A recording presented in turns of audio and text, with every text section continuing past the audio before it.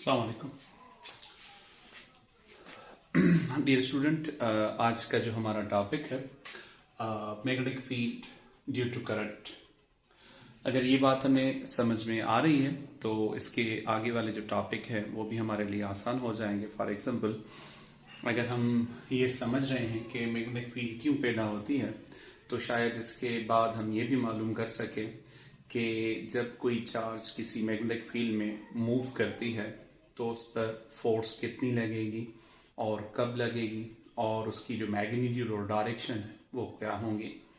और इसके बाद करंट कैरिंग कंडक्टर पर फोर्स कितनी लगती है वो भी हम पढ़ सकते हैं। इलेक्ट्रोमैग्नेटिक टॉर्क जो है वो भी हम मालूम कर सकते हैं। और charge to mass ratio of electron वो भी हम मालूम कर सकते हैं, या प्रिंसिपल ऑफ साइक्लोट्रॉन वो भी हम मालूम कर सकते हैं। आज अभी जो हम पढ़ रहे हैं magnetic field due to current, इसके बारे में जो मैंने पहले लेक्चर दिया था मैग्नेटिक फील्ड पर कि मैग्नेटिक फील्ड किस तरह से मतलब वजूद में हमें उसका वजूद का जो पता है वो चला था।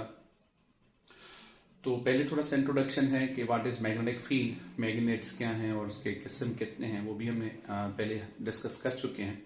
अभी फिलहाल हम जो डिस्कस करने जा रहे हैं वो है हमारे पास magnetic field due to current. ये फर्स्ट टाइम क्रिश्चियन ओरस्टेड ने मालूम किया था ना in 1819। Oersted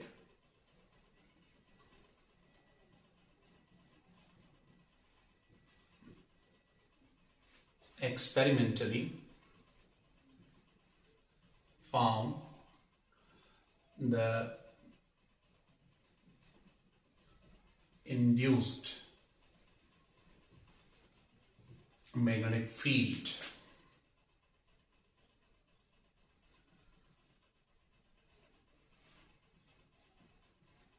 around a current carrying conductor। अच्छा, ये 1819 में जब करंट हमारे पास सिर्फ और सिर्फ किसी बैटरी या किसी सेल के जरिए से मिल रहा था या किसी केमिकल प्रोसेस के जरिए से हम अचीव कर पाते थे, तकरीबन ये डेनियल सेल होंगे या लेक्लांची सेल होगा या हमारे पास कोई 0.5 वोल्ट या ज़्यादा से ज़्यादा कोई 0.75 वोल्टेज तक हमें जो करंट मिलता था, उस पर कोई एक एक्सपेरिमेंट कर रहा था ये हमारे पास क्रिश्चियन ओरस्टेड। तो लकीली उस वायर के नजदीक एक कंपास निडल प्लेस थी। जिस वक्त भी करंट फ्लो होता तो ये कंपास निडल डिफ्लेक्शन शो करती थी।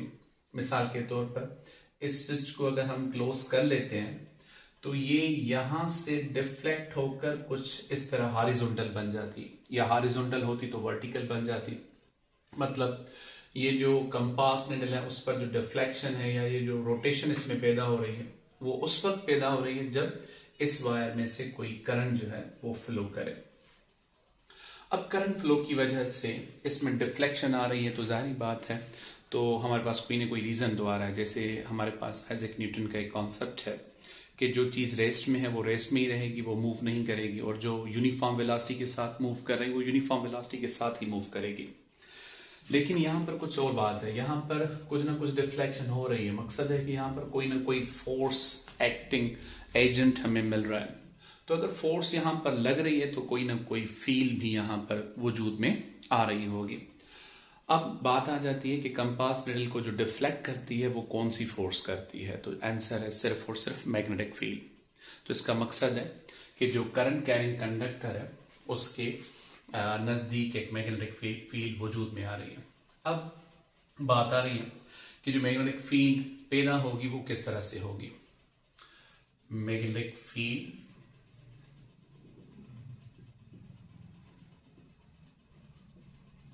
induced around a current carrying conductor is in the form of concentric circles.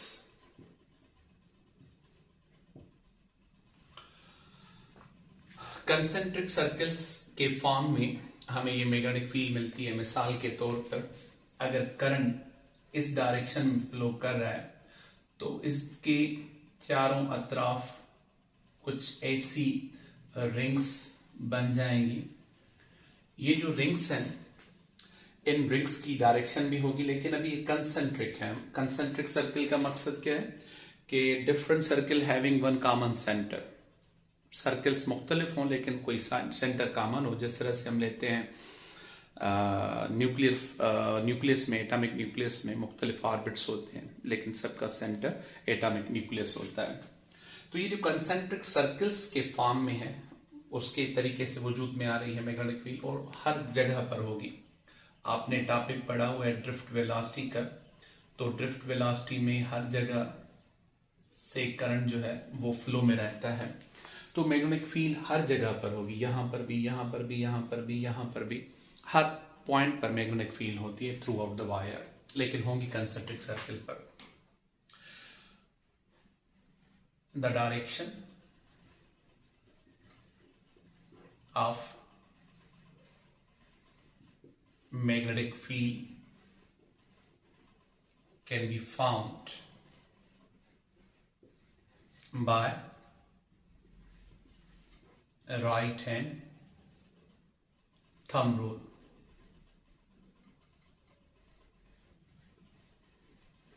मिसाल के तौर पर राइट हैंड थंब रूल पर किस तरह से हम मालूम कर सकते हैं? अगर कोई करंट कैरिंग कंडक्टर ऊपर की तरफ है तो हम राइट हैंड का जो थंब है उसको इरेक्ट करेंगे in the direction of current, and then the curl of finger indicates the direction of magnetic field.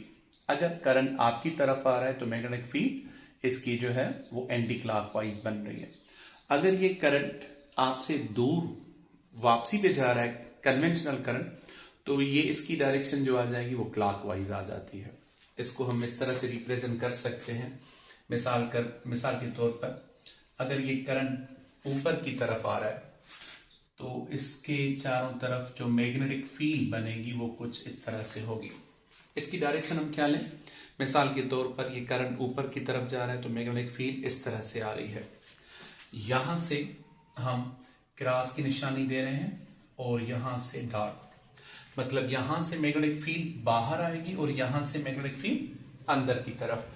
तो हमें जो मैग्नेटिक फील्ड नजर आएगी वो कुछ इस तरह से होगी। अगर सिमिलर करंट नीचे की तरफ आ रहा है तो ऐसा ही दायरा यहां पर भी बनेगा, लेकिन इसमें क्या होगा, डॉट यहां पर बनेगा और क्रॉस यहां पर। तो अब इसकी जो मैग्नेटिक करंट जो है वो डाउनवर्ड आ रहा है, तो हम थंब को नीचे की तरफ इरेक्ट करेंगे और कर्ल ऑफ फिंगर कुछ इस तरह से आ जाएंगे। तो यहां से बाहर फील्ड जा रही है, यहां से अंदर की तरफ, अंदर से बाहर की तरफ जो मैग्नेटिक फील्ड आ रही है उसको हम इस तरह से रिप्रेजेंट कर सकते हैं।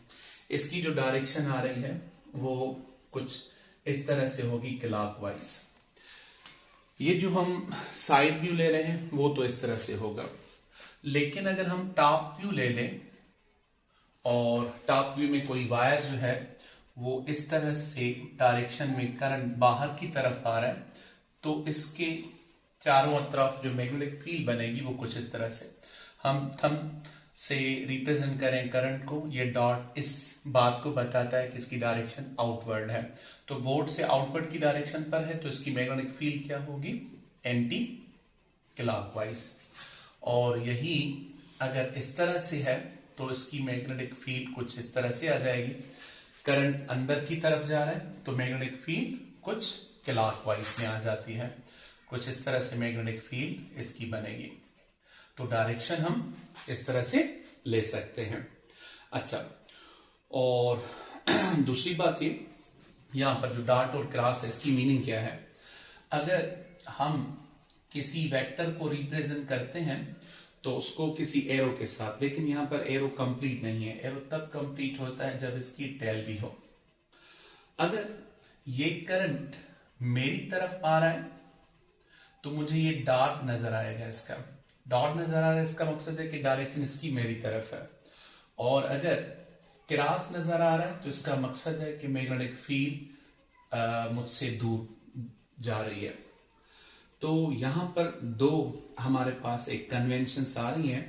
अगर ऐसी फील्ड बना रहे हैं जिसमें डॉट की हेल्प ली जा रही है तो इसका मकसद है कि magnetic field is outward from the board, ये फील्ड बाहर की तरफ है। और अगर हम मैग्नेटिक फील्ड को क्रॉस के साथ रिप्रेजेंट कर रहे हैं तो इसका मकसद होगा कि मैग्नेटिक फील्ड जो है वो